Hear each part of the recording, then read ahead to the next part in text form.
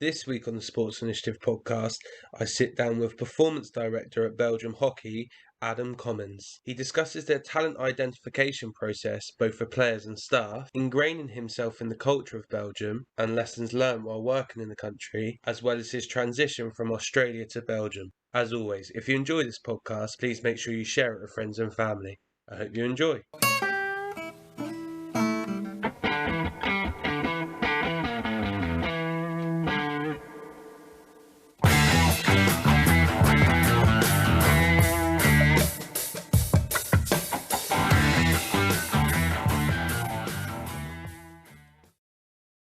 Perfect. So, Adam, really appreciate you jumping on. How are things your end? Are you all good? Yeah, everything going well here. Beautiful sunny day here in Belgium, so it's always a bit more enjoyable when you're out on a hockey pitch and the sun is shining. Perfect. So, obviously, you've alluded to there kind of your sport, which is hockey. For people that don't know you, do you just want to explain, I guess, how you got into it, why you got into it, and what you do at the moment? Yeah, so I got into hockey. I grew up on a farm in a small place called Urungilly, which is about 5 hours southwest of Sydney in Australia. And I got into hockey through my parents, who both played, and in the end, we started a small hockey club in Wagga Wagga, or a town nearby, and I played all my junior hockey there, and then progressed through representative teams. I played for New South Wales in the Australian Hockey League, and ultimately I was selected in the Australian men's hockey team. I played for Australia for 8 years. I went to the Sydney Olympics, won a bronze medal. I went to a couple of World Cups with silver in 2002, Commonwealth Games gold. So I had a nice career, 143 games for Australia. After that, I moved to Belgium to become a professional hockey player in Belgium. It's almost like a winding down of your career, if you like. I'd finished playing internationally. I was 28. I retired pretty young. And I had an opportunity to like captain coach a team in Antwerp in Belgium, and I did that for 3 years, and I suppose right place at the right time. I ended up being offered to coach the Belgian national men's team, and I did that for 4 years before coaching Australia for 6 years, the Australian women's team. And for the last 6 and a bit years, I've been the high performance director of the Belgian Hockey Federation. And it's been a great ride with our men's team being the world champions, the European champions, and Olympic champions in that period. So it's been a really great roller coaster ride with the team that I started my international coaching career with, and now as a performance director, it's been great to see many of those guys succeed. So I've had great experience with my sport. Yeah, it sounds it. I think that there's loads of avenues we could go down with this one. I think you've got so many experiences, so we'll try and dive in as much as we can for the time we've got. I guess the first thing that I kind of pick on there is that, performance director role. What does that actually entail from a day-to-day basis? What are you looking at, and what structures and stuff are you looking to put in place to, I guess, secure the type of performance and success that you've mentioned there? Yeah, I think in every country or organisation, the performance director role will vary a little bit. So I can explain how I fit into the organisation here in Belgium. So I work with the staff of both the Belgian men's hockey team and the Belgian women's hockey team. That's my primary role. So I work with the coaching staff but also the support staff. So I'm responsible for hiring and managing those staff. And I quite often say to them, I'm here to help facilitate the program that you would like to put in place. But in the Belgian Hockey Federation, we have some overarching principles that we want to put into place. So, with regards to the types of coaches that we employ, type of staff that we employ, we don't go down the route of allowing the head coach to just pick his entire or her entire staff. We like to have some continuity, and so I'm overseeing that. In addition, I also oversee the youth development pathway. So all of the coaches for our under 21 and under 18, under 16, under 15s. I have 2 coach managers that assist me with that. And finally, probably one of the other important aspects of the role is that I'm in charge of doing all the funding submissions to our stakeholders so that we can actually run the programs that we would like to put into place. So I work closely with our Olympic Committee and the government funding arms. In Belgium, it's called Sport Vlaanderen and ADEPS, as well as our governing body, the Belgian Hockey Federation. Yeah, you'd hope with good performances that funding would be a little bit easier to get, I'd imagine. But in terms of, you mentioned there kind of the overarching principles, I think that's a really interesting one. So in terms of the people that you're trying to hire, because I think it's important to differentiate maybe between a coach and a player and all that type of stuff, what type of people are you guys looking for in your organization to, if you are attracting a new head coach, what are you looking for them as a person, first of all? Yeah, look, that's really important. And when I'm talking with potential coaches, one of the things that's really important for us is where do they see themselves in 2, 3, 4, 10 years. If they see our organisation as one that they would like to work for in the longer term. We also want to have a sense of people that really care about those that they work with. So the athletes that they work with, that's really important for us. Of course, they need to have a certain level of expertise. If you're to have a look at our men's staff, for example, at the last Olympic Games, we had 3 coaches that had worked as head coaches of other international teams at Olympic and World Championship events. So there was a lot of experience and expertise there. But more importantly, I felt that they really fit together well. So they had diversity of opinion and thought. They weren't all the same type of leader. And so we're looking for that as well, diversity in our staff. And yeah, ultimately, I think it's really important that they have, as I mentioned, that expertise, but they're good people and they have a long-term view for working in our organisation, and they can see that they're really passionate about trying to bring added value to our organisation. And so they're some of the key things that we look for. One of the other things maybe to highlight is that we run a targeted recruitment strategy. We're not really an organisation that in the past has advertised, open advertisements. So we look at what types of coaches do we think will fit into our organisation and which ones would we like to have involved. And then we go out and we have conversations with them and see if we believe they'd be a good fit. That's stood the test of time over the last years, and we're really pleased with the results that we've been able to achieve by doing that. And it's not to say that we won't have sort of open advertisements in the future, but that's how we run it now. Yeah, I think that's a really interesting space, that one, between opening out to having, I guess, more direct line. One question around that: how do you ensure that you get trying to phrase this the right way? So I've spoken to individuals before that are talking about esports, for example, and they say quite a lot of esports teams are made up of people that know someone in the building, which obviously has its positives, but also has its negatives in terms of it being very close. So how do you guys, with that targeted recruitment, if you like, make sure it isn't just someone that you know, but actually it's someone maybe that you know of who's an excellent practitioner, where you're kind of sourcing the best people rather than it just being, not friendship based, but connection and network based, where there might be someone that sits outside your traditional pool who actually is a brilliant practitioner who works in an obscure part of Belgium or obscure place elsewhere?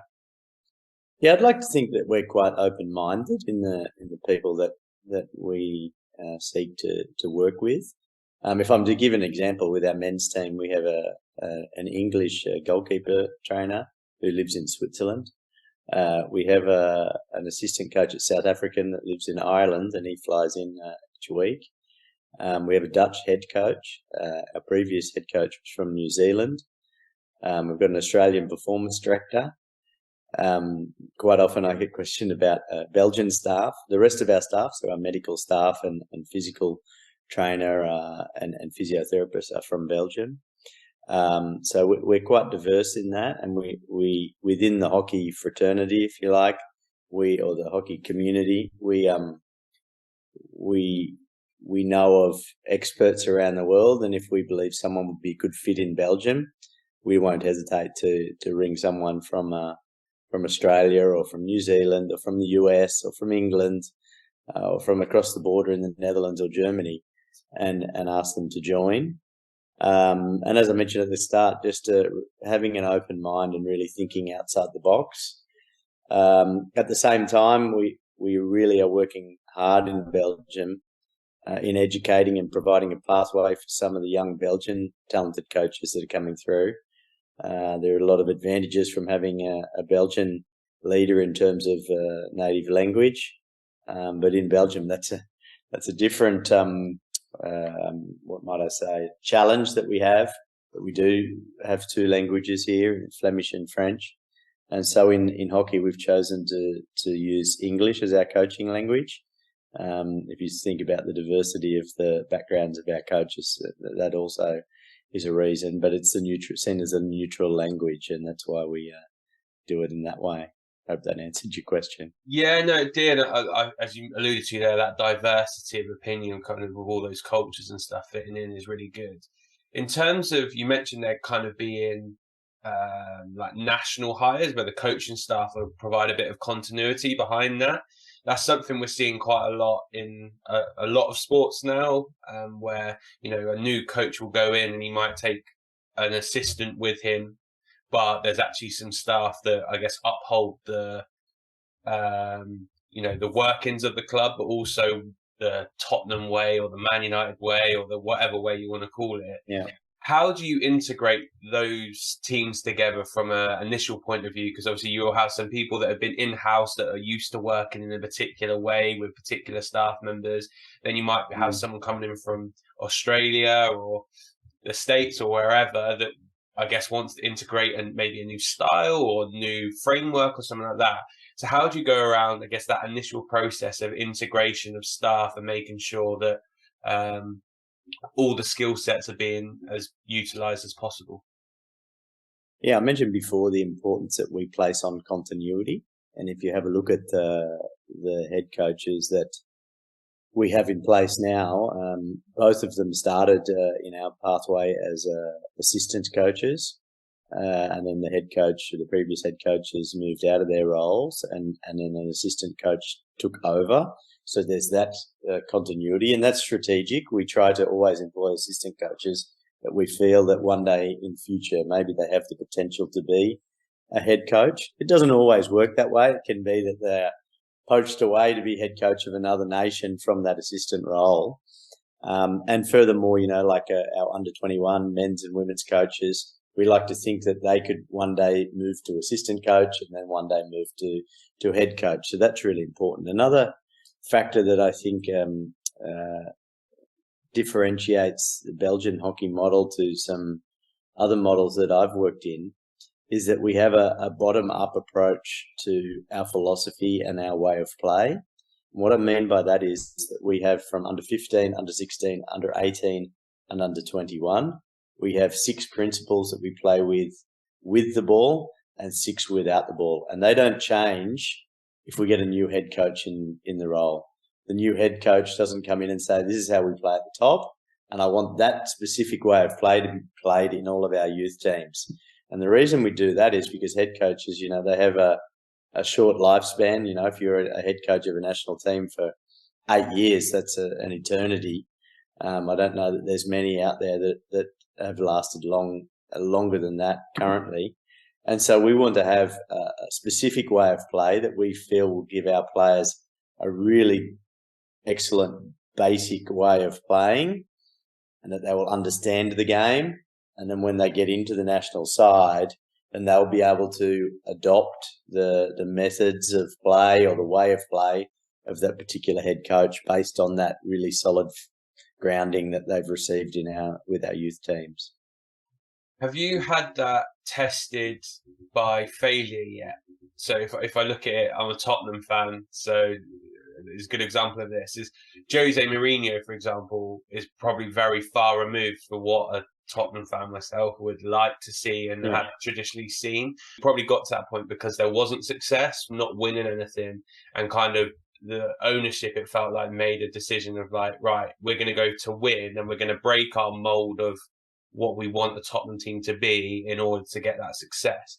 Have you had that dilemma yet in terms of teams not performing as you'd want or not having success you thought you have, and where there's a discussion to go, do we keep a line into these philosophical thoughts, or do we maybe go and get a high profile coach that is doing really, really well at the moment, but it kind of breaks how strategically we want to play or want to work? Yeah, like I was saying, at the top, our head coach has full license in how they would like to play. Usually it's pretty well aligned to our way of play in the youth teams. So at this point in time, there's not been too big a disconnect. There have been some moments where we say, okay, the style of play that we see from our national teams is maybe a little different to how we see it played at a youth level. However, when we're to consider the principles that we're putting into place with our youth teams, there we don't focus a lot on results. So are we winning medals at the youth level or the junior level? We look at, are we producing talents that are good enough to go into our senior team and that can add value and make a difference over time. And so we don't particularly look at necessarily the results only. Of course, there are mental aspects to winning. If you have a junior team that comes through and that they win all of the tournaments through all of the age groups, they then go into the senior program and they're used to defeating other high-profile nations or very strong nations. And so they carry on that, if you like, winning mentality into the senior program. So there is importance to it, but it's not the only thing that we're looking at. And for you, at a personal perspective, obviously you mentioned you kind of began your initial coaching journey, if you like, in Belgium, then went back to Australia, and now have come back in a slightly different role. How did you have to adapt as an individual to, I guess, the different cultures and different demands? And was there a big difference between the two, or did you see some similarities between the setup and how you were able to coach, or how you wanted to coach, or philosophies you wanted to bring in? It's a really good question, and it's something that I think has helped shape my career as a coach and as a leader, is to understand that not every country has the same culture. And it might seem that it's like really, that's, of course, that's logical, that's rational, and that really makes sense. But when you have Belgium, and then you've got 50 kilometers over the border, you've got the Netherlands, and the cultures are so different between the two. It's it becomes really clear. And when I first started with Belgium, I suppose I tried to implement the hockey philosophy, the athletic philosophy, sporting philosophy that we have in Australia, and I quickly found out that didn't work in Belgium, and I needed to adapt to the culture that we have here in Belgium. In Belgium, study and work is number one, and it will be on place number 1, 2, and 3, and then sport sort of comes in at a lower priority. And to give an example, when I was coaching Belgium, there were players, majority of the time would retire at age 24, 25 to begin their working career. They didn't see it as a professional sporting career. They said, okay, that's a hobby that I do, and then I'm going to move into my next phase of my life when I turn 25. That's very different now. We've had the sporting success, of course, but probably to continue the story. Then when I moved back to Australia, I struggled a bit to fit back into the Australian culture. The culture in Belgium was very different, and when I came back, I probably tried to implement some of the Belgian culture into how we did things in Australia. And it took me a while to get readjusted to the Australian culture and athletes that were willing to put their sport as priority number one.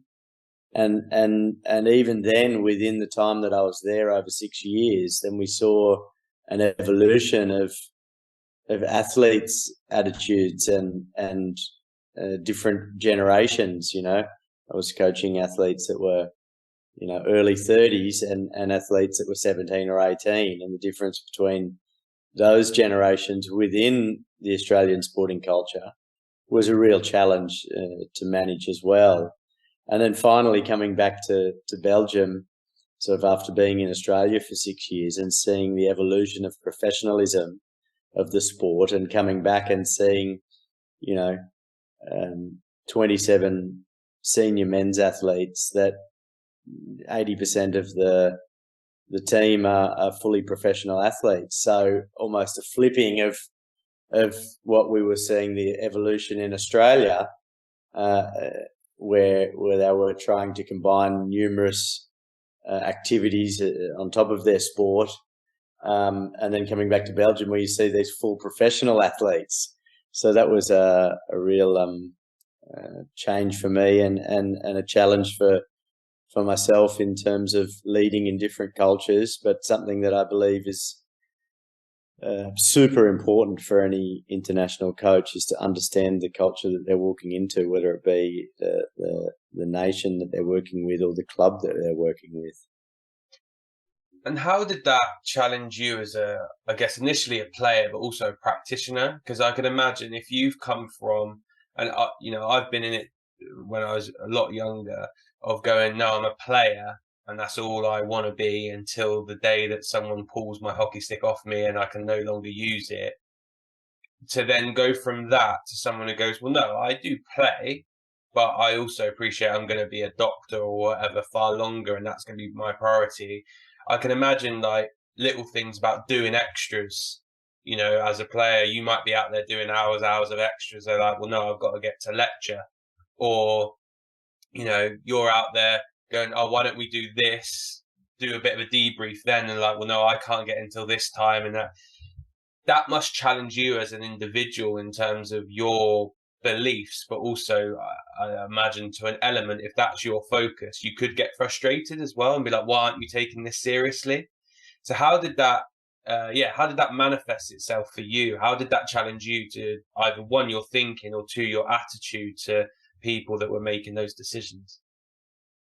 Look, I think you need to try and it's a very it's a complex and multifaceted question, because I think ultimately as leaders you try to create an environment where everybody is aligned, the expectations are clear, but regardless of how hard you try, there's always going to be moments that individuals challenge that culture.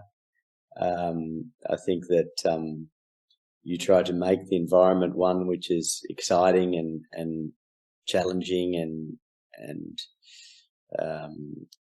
a place where people want to be, and that they want to be part of it. I think I wrote recently on a post around, athletes that I worked with that ended up winning a gold medal, that, they just love to come to training early. I think that it is important as a leader that you're really clear about what time commitments that you're asking of the people that you work with, and so that when they do arrive at training, there's no surprises. If there is any surprises, then that's where you probably come into trouble. But it's important that you just create this environment that that everybody is really, that they're really willing and wanting to be there and to be involved, and they want to get the best out of each other. And that's that is harder than it might seem. You mentioned beliefs. I was raised where my family said, if you work really hard and harder than everybody, then the rewards will come your way. And so that's sort of been ingrained in me around hard work and arriving to work early and being last to leave and putting in the extra hard yards and going into details. But not everybody's the same as me. They don't have those same beliefs. So how do we create a culture and an environment where our values and beliefs are aligned? I think that's it's really important, and it's also important as a leader that you allow that culture to grow organically and allow the athletes a really honest say in that, and allow them to shape that path. But as a coach and as a leader, I think you can be creative in creating inspiration that can direct that path, that can be motivating, that can be inspiring, that can challenge the athletes to take themselves to an area which maybe they didn't think they were capable of achieving. And finally, probably just to touch on talking about, doing the extras and maybe having multiple things in your life that you need to get to. At elite sport, that's a battle for coaches, because ultimately, if your team has a desire and a dream to succeed and to win that Olympic gold medal, or to, and that is their dream, and you're competing against other nations that are leaving no stone unturned, that are fully diving into that dream and that journey, and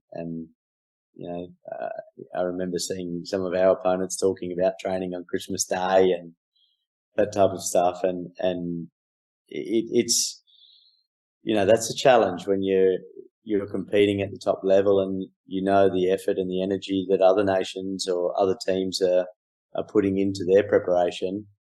You can't expect to have that gold medal success by doing significantly less than your opponents. So it's a balance of that, and I suppose the real challenge for us as coaches and leaders is to create an environment where people really look forward to coming to training, where they look forward to coming to this training centre here where I'm sitting, and they really love to be there. And if you can create that belonging, then I think that it's something that we all aspire to achieve as coaches. So one bit I just want to pick up on from what you just said was around obviously giving ownership to the players, which I think modern literature, modern work practices is all around that, and understanding that in this new generation, the athletes are the ones that are going to have to be the drivers. One thing you said was around coaches or leaders being creative in a way to help enhance that process. I was just wondering if you had any examples of particular techniques or strategies or particular events that you've done that you felt have been really beneficial to, I guess, aid in that endeavour. I think on the pitch, in terms of our sport, creating exercises that challenge the athletes to be creative and seeing what they come up with. So, the constraint-led approach. So looking at how do you, a very simple thing can be a hockey match where you can't play through the middle of the pitch. So you need to go around the outside, but that restricts the space and the time that you have on the outside, because the defense knows that, okay, we only have to defend this area. We don't have to worry about the middle. But then, maybe creating some other rules or other elements that you can throw in that can encourage different use of skills, or where the ball can go, if it's along the ground or in the air, and seeing what they come up with, and letting the athletes be creative in their thinking. These are types of things that we try to incorporate in our everyday trainings and what we do out onto the pitch. There are other things you can facilitate to talk about, culture and imagining where you might like to be in 100 years as a team. What is our team going to look like in 50 or 100 years? And and how will we start that as the first pioneers? Yeah, I think that's a really interesting point. I haven't actually heard it put like that before, in terms of actually, if you go to that end goal of what would you like them to say about us 100 years now, or the classic ones, the legacy book with the All Blacks, in terms of leave the shirt in a better place than you found it. If you have that end goal of what you'd want your team to be perceived as, and then kind of working back, you being that first stone almost to build on, I think that's a really, really interesting, unique way of doing it, which is nice. On that note, in terms of, I guess, future proofing or development, etc., obviously real strategic from you guys in terms of your coaching development and identifying the right people. How does it work from a talent ID perspective with your players? So what do you, I guess, go and scout? What do you go and recruit? What ages does that start at? And how do you make sure that you're future-proofing yourself, both in terms of World Cups, etc., but also for 4-year Olympic cycles, where you're seeing maybe someone who's 29 that might be coming towards the end of their career at 33, but you've got a 17-year-old that might be making that jump up. How does that look for you guys from a strategic point of view? Yeah, we have specific things that we look to identify in our athletes from age 15. I think they first enter our environment around 14, 15 years of age. And there are certain elements that we're looking for, whether it be athletic ability or technical ability or spatial awareness. There's a number of things that we have with our selection criteria. And actually, we just say that out of 8 or 9 points, that an athlete has to have at least one of them out of the 8 or 9. And then as they go through the age groups, we ask that they develop some of the other areas. And of course, one of them, for example, could be they need to be fast. Doesn't mean that if you're slow that you're not selected, but I have said before to coaches, it cannot be possible that the fastest player here is not identified. We need to have speed, and it is a real challenge because with junior coaches who coach our national teams, quite often I hear things like, a really good player, but they have a poor attitude, so therefore we haven't selected them. And I'm dumbfounded to the point where we've been quite specific in our feedback to our coaches that attitude is something that we feel that we can shape, and with good leadership we can certainly help young athletes coming through in shaping their attitude. And it's part of our role as leaders to help educate. It might be that we miss people because of that, because they're difficult to work with and we don't know enough about them at that time. So in terms of selecting athletes, we have a selection criteria. I believe that attitude is something that you can shape with good leadership, and that you can help guide. Of course, we want our athletes to be individuals and to bring different personalities. One of the other things that we do to ensure that we have a good pathway and to ensure that people have our athletes have the right opportunity to develop is that we actually have from 18 to 21, we have what we call high potential athletes, and they're ones that we've identified as not necessarily having potential to play for the senior national team, but we know they will. So they've already shown enough that they've got everything to make the senior team. They just need time to develop. And probably on the female side, we maybe start that process a little bit earlier, around 16, 17, but on the boys' side, it's 18, 19 years of age. And whether that is they need physical development assistance, whether they need help with school, whether they need extra technical assistance, or they have a specialist skill that needs developing. So whether they could be a goalkeeper, or they could be a penalty corner specialist, or whatever it may be, we try to put that around these high potential athletes. And one of the things there is we go to them. We don't ask them to come to our training centre, maybe drive an hour in the car to do training. We actually go to their clubs or to their home environment to help, so it's not an extra time burden. And we do that because otherwise you have 27 or 30 athletes in a junior squad that you're trying to give the same attention to all 30, and it's just not possible to have that individualised development opportunities for all 30. So these are for our really targeted high potential athletes, and we've got a pretty good success rate there of transitioning them through to the senior national team.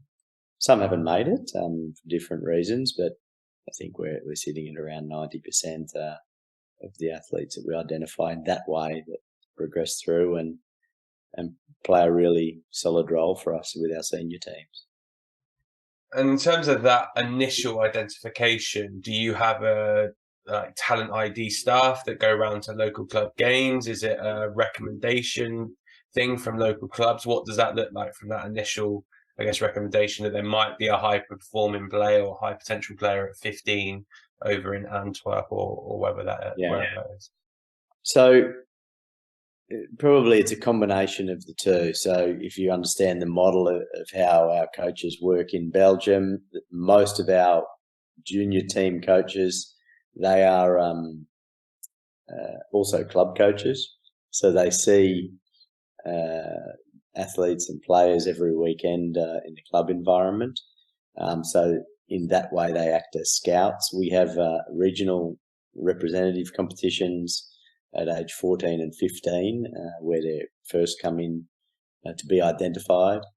And on top of that, we have recommendations. We call them test players, where clubs can say, look, just an example, you've selected 3 players from my club, but I have another girl here who is actually better than those 3, and she, for whatever reason, she missed the regional championships or the regional tournament, so she wasn't identified. Do you mind if I send that player along?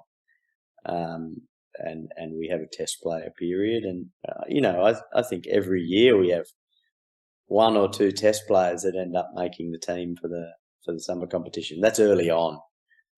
It would be pretty rare that by under 18s you have a test player come that we have never seen or have identified before, but it can happen.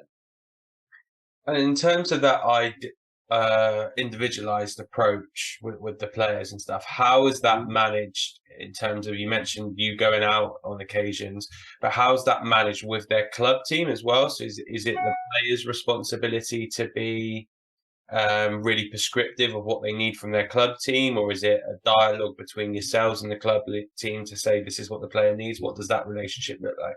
Yeah, so we have a dialogue with the clubs there, and one of the challenges that we have in Belgium is, as all of the clubs professionalise, we have players of 16 years of age training 3 times with their club, plus a match with their junior team, and then sitting on the bench for the senior team, plus a national team training. So you're talking about 4 trainings and 2 matches a week, or 4 training days, and some of those days they train twice.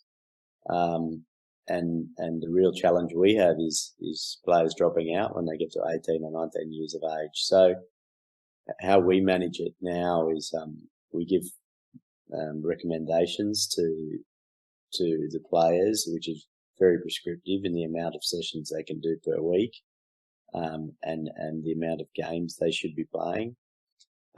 We also share that with the parents, but for the real high potentials, we'll have meetings with the club and we say, okay, this is a national team training. This is the training with the club that they'll miss. These are the trainings that they will do, and these are the minutes that they should play in the junior team if they're playing in the senior team. If they're not playing in the senior team, of course, they can play a greater minutes with the junior side. So we're quite prescriptive in that. And there are some robust discussions at times, but we ultimately try to have the athletes best interests at heart, and they play a role in that. If for example they really enjoy the club environment, they're getting a lot out of it, we might decide that for a period of time it's better that they just focus on that particular aspect of their game, and they maybe can can miss the national team training for a period of time. So it's very individualized in that regard. No, perfect. I think we've got one last question after this one, but just for me, from your experience, what, I guess, key characteristic have all the players that have gone on to progress into the national team exhibited? So obviously you've worked across multiple teams, multiple countries, all that type of stuff. Is there one thing you would lay your hat on to say an international player that gets through a pathway needs to exhibit this at some point for them to be able to make that jump? Look, in the sport of hockey, I think you need to have and I'm not talking about just the run of the mill. It might sound strange, the run of the mill international player. I'm talking about world's best players. We've been very fortunate with our men's side to have a number of those in the last few years. If I'm to think about those players and the really elite players within our men's and women's teams, they have a real desire to master the technical aspect of our game, and they love the sport. So not only do they want to master the technical side, they also love the tactical side, the challenge, the puzzle. How can we outsmart the opponent? What are the things that make our way of play the best way of play? I remember when I was playing for Australia as well, I'm not saying that I was a super elite player, but I really took pride in the Australian way of play, and I had a belief in that, but also loved the challenge of unpicking the strategy of the opposition, and I suppose that's what really helped me progress into international coaching at quite a young age. But when I'm to think about the really elite players that we have now, not only do they love that skill mastery element and the tactical mastery element, but they also have that creative and innovative streak to them. So they start doing things that you've not seen before, or you think, oh, that wasn't in the game a few years ago, and now it is in the game, and everybody's developed that skill because of this particular player. That's a wonderful aspect to see. No, perfect. And last question for me, which is, and this could be hard, so apologies in advance. Who's the best player or coach you've worked with or against, and why? Oh, look, best players is really difficult. I played with Jamie Dwyer, hockey aficionados would know Jamie. Won the World Player of the Year, I think, 5 times, and he was my roommate for a while. And he did things that I couldn't believe at the time. One-time goal shots where the ball's smashed at 100 kilometres an hour towards him, and he's already got the timing to swing and hit it. I was just trying to trap the ball. So he was certainly ahead of his time in terms of goal scoring. I thought I played against Turns Neuer in my whole career, and I do. He was just brilliant, and modern day, I'd say Arthur Van Doren from the Belgian team. I've had some conversations with him about the game of hockey, and he thinks on different levels. Challenges my thoughts about the game, and I've been around for a pretty long time in international hockey, and when you have a guy that's not even 30 that's able to think on that level, I think is quite remarkable. In terms of coaching, Barry Dancer was my coach when I played for many of the years with Australia and with the Australian junior team, and I greatly admired and respected his work ethic and his determination, and ability to get a team to play in the way that he wanted them to play, and he taught me a lot about the sport of hockey. But I did really enjoy working with Shane McLeod. So I worked as the performance director with Shane at the Belgian Hockey Federation, and his connection with players taught me a lot about the importance of that. And whilst he has a wonderful strategic and tactical mind, I think is often underestimated, his ability to connect with the individuals within a team made him stand out as a great head coach and leader of the group. Perfect. No, I think a really nice blend in terms of, some skill based, if you like, some being around hard work, but also some in that innovation creative side. So I'd imagine, the reasons why there is probably you as a person and what you like to see in your environment. But no, listen, Adam, I'm conscious of the time. Really appreciate the time you've given to us and me today, and hopefully we can catch up again soon. Fantastic. Thanks.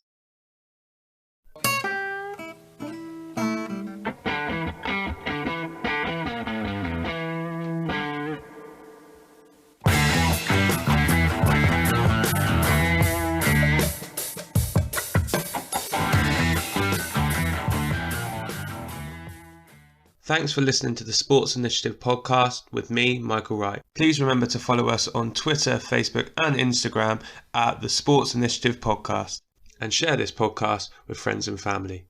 I'll see you next week.